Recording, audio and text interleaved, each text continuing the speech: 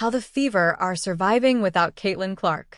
Indiana Fever guard Caitlin Clark didn't miss a single game between her 4 years at Iowa and her first WNBA season, playing in at least 206 consecutive contests dating back to high school. But that was before a left quad strain sidelined the 2024 Rookie of the Year only 4 games into the 2025 campaign, foreshadowing a season filled with frustrating injuries.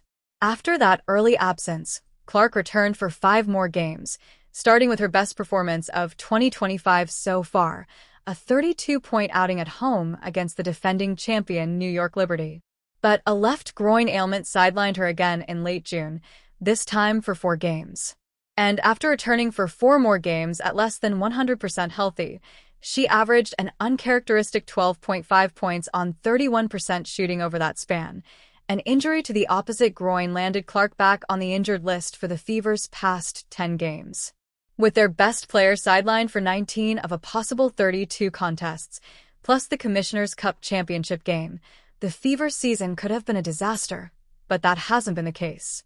Instead, they are on track to make the playoffs and are projected to improve on last season's win total by 4.5 victories in the latest yellow forecast, especially if they can rally after losing guards Ari McDonald and Sydney Colson to season-ending injuries on Friday. They even won the Commissioner's Cup without Clark.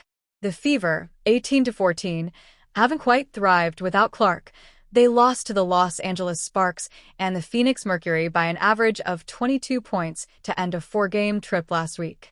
But they have survived to go 10-9 without her, including 6-4 over the latest stretch. Let's dive into 4 reasons they have been able to make the most of missing the sport's highest-profile star for much of the season.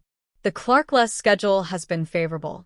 The Fever have had a lucky draw with Clark's absences aligning with an easier stretch of the schedule.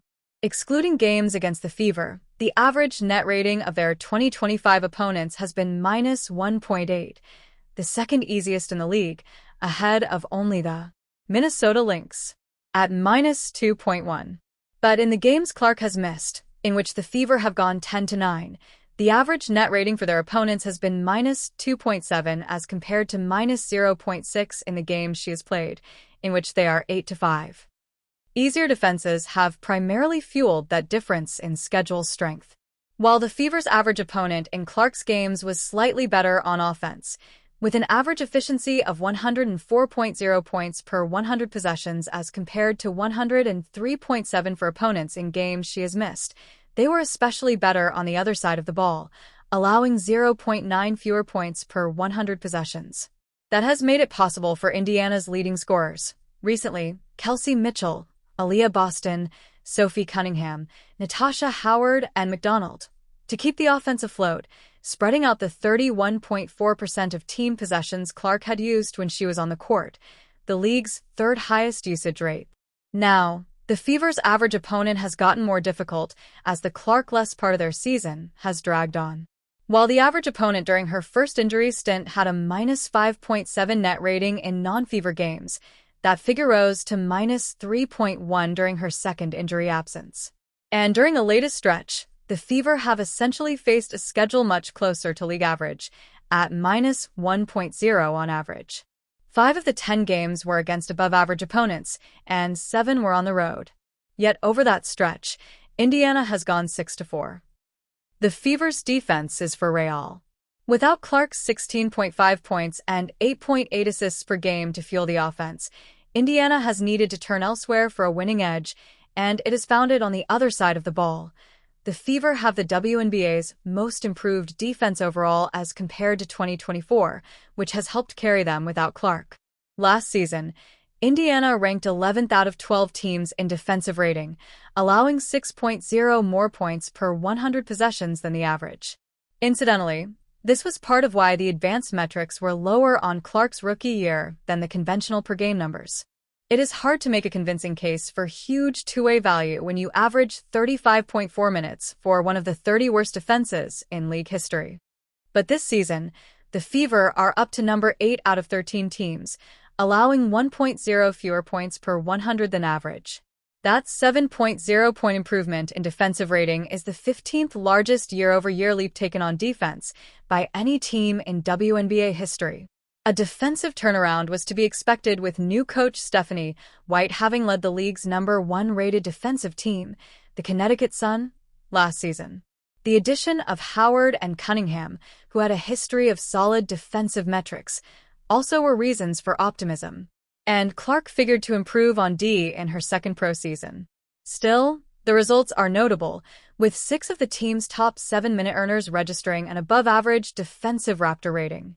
While their defense showed cracks in back-to-back games last week, allowing an uncharacteristically high 127.6 efficiency rating, albeit against good offenses in the Sparks and the Mercury, the Fever have mostly rallied on defense, spreading the responsibility more evenly and efficiently. With Clark one of 2 WNBA players to rank inside the top 5 of usage and assist rates when healthy this season, New York's Sabrina Ionescu is the other. It's not possible for the Fever to replace her production with one player, but they have managed to recreate Clark's contributions in the aggregate. While the ceiling of the average game score, an all-in-one summary of a player's box score contributions, for the Fever's 5 most productive players with Clark versus without Clark on the court has fallen 16.2 to 14.0, the floor has risen 7.2 to 8.6, and the average is scarcely different, 10.9 to 11.2. Certain players have taken to the evolving Clark-less arrangement better than others. Boston, for example, has suffered without her point guard as a running mate. In the games Clark has missed, Boston's true shooting percentage, TS%, has fallen from 63.2% to 56.7%, and she is scoring less, 13.9 to 6.9 points per game, a trend that has only worsened in this latest stint without Clark. Lexi Hull has a -3.6 Raptor since July 16th, and Sydney Colson was at -9.1 before she was lost for the season with a left ACL tear. On the flip side, Mitchell and Howard are scoring more in games without Clark, and McDonald was up to 11.6 ppg with a strong 60% TS% in the most recent stretch of games Clark missed before McDonald suffered her own season-ending foot injury. Cunningham has been on fire of late, averaging 12.4 ppg with a 76.1 TS%, thanks in part to a sizzling 45.5% three-point rate and a plus 0.4 Raptor overall since July 16th. That's a dramatic uptick in performance for a player who was averaging 7.1 ppg in games Clark played. With so many injuries, the Fever will have to reshuffle their mix yet again, but White has done a great job of reassigning roles and responsibilities in a way that maximizes a roster originally built to revolve around a player who has missed much of a campaign.